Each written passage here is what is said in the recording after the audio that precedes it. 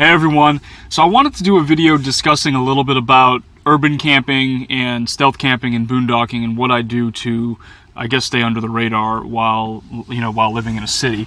For the most part, the vast majority of the time that I've spent, living in the element, I have been living in cities between San Diego and New Orleans. I mean, I did spend a little bit of time on the road going from place to place, but for the most part, I've been in major cities. So I wanted to address that a little bit and talk about it with you guys. The first question that I get a lot, and I don't think I've ever really addressed, is the question of what the element looks like from the outside when the lights are on inside.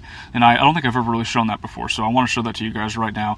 I mean, as you can see, it's obviously not perfect. You can see a little bit of light coming through from the outside, but for the most part, the black felt that I have on the windows and the curtains, they do a pretty good job of keeping the light out and making it relatively hard to tell there's someone inside.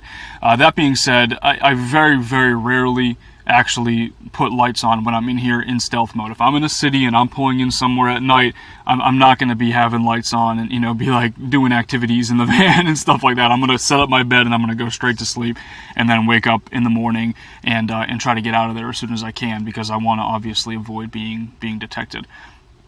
That leads me to the next question, and that's the question of where I actually park at night. A lot of times folks will ask that.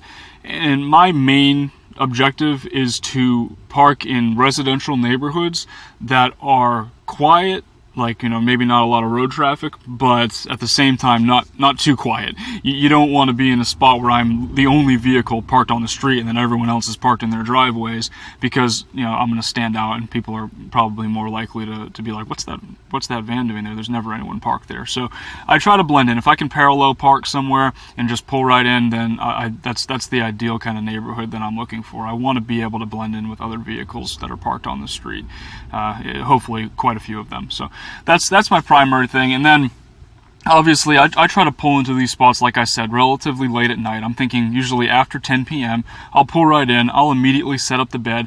I have the whole bed setup process down to a science. If you check out my tour of my Honda Element camper video, I'm sure most of you guys have seen it, but if you check that out, it'll show you the whole process of how I set up that bed. I kind of went into detail and showed a big part of it there. But I mean, I can do that in the dark, and I typically do just tend to, like I said, not put any lights on, or maybe just use the backlight on my phone, just because it gives a little bit of extra light, and then set up the bed. And it's like I said, I've got it down to a science. But I'll set that bed right up, and I'll settle right in. I'll put my sleeping bag, I'll roll it out, and I'll go to bed. I mean, I brush my teeth really quickly, and then I go to sleep. I mean, like I said, I'm not really spending a lot of time in here, on my computer or anything like that. If I want to do those things in here beforehand, I'll just be in a different spot.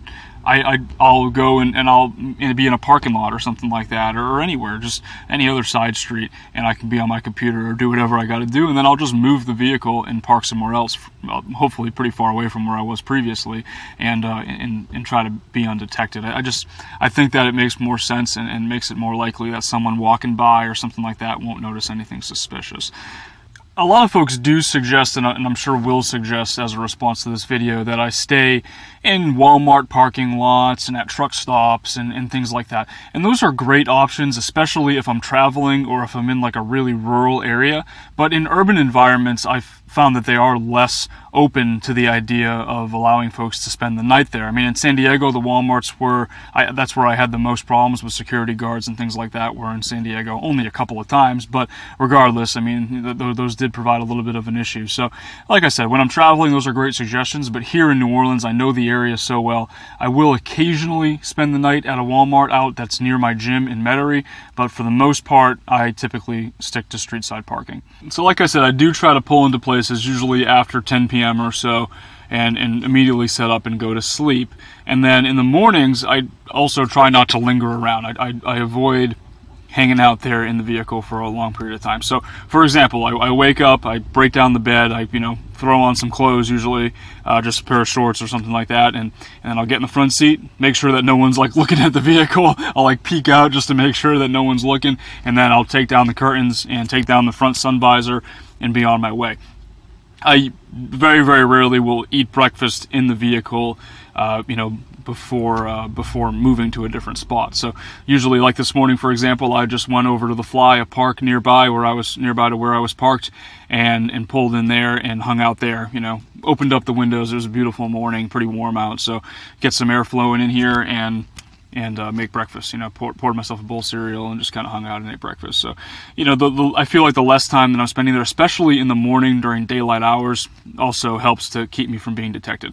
Now, obviously, it's not impossible to tell there's someone living in here. I mean, I think that because it is a Honda Element and because it's not like a big Class B or even like a cargo van or a high top conversion van, it is less likely that people walk by it and look at it and say there's someone living in there. Like, typically speaking, unless you know about me and know about Element van life, I don't think many people think that people are living in Honda Elements. So I think that definitely helps me.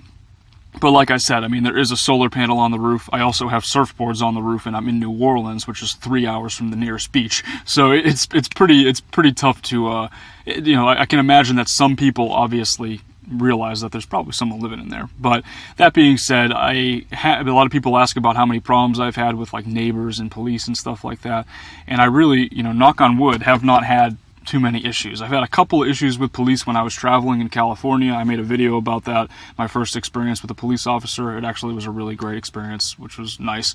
But for the most part, aside from that, and then a couple of security guards at Wal-Mart parking lots and random spots throughout the country, I have not had any issues at all. So I guess I've been lucky. I'm sure that eventually that someone's going to notice, but I think that if I just keep doing what I'm doing by switching up my spots and constantly moving around and not lingering in the same spot for more than 10 or 11 hours or so overnight, I think that definitely helps. And sticking to that will hopefully keep me undetected for an extended period of time. Thanks for watching, guys. If you have questions, feel free to post them below or head over to my most recent Tuesday Q&A video, and I'll answer them in person in my next Tuesday Q&A video. Please like and subscribe if you haven't already. I'll talk to you all in the next video.